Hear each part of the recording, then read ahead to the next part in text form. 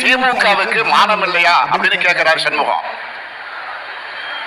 நான் கேட்கிறேன், உங்களை கொலை செய்ய ஆள் அனுப்புனார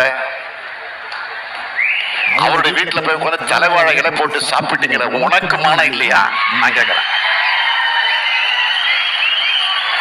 காலையில சின்னம்மா, மாலையில அம்மா, மறுநாள் காலையில அம்மம்மா, மறுநாள் காலையில அம்மம்மா, அடுத்த நாள் எந்தம்மா அப்படின்னு எத்தனை மாறி தெரியும் போது வெட்கம் இருந்துச்சு அவங்களுக்கு. அம்மா அம்மான்னு சொன்ன சண்முகத்தை பார்த்து நான் கேட்கிறேன், அந்த அம்மாவோட மரணத்தில் இருக்கக்கூடிய மர்மத்தை விளக்க கண்டுபிடிக்கக்கூடிய முயற்சியில் ஈடுபட்டீங்களா? சுகாதாரத்துறை செயலாளர் ராதாகிருஷ்ணன் குற்றம் சாட்டி பேட்டி கொடுத்தாரு. துணை முதலமைச்சர்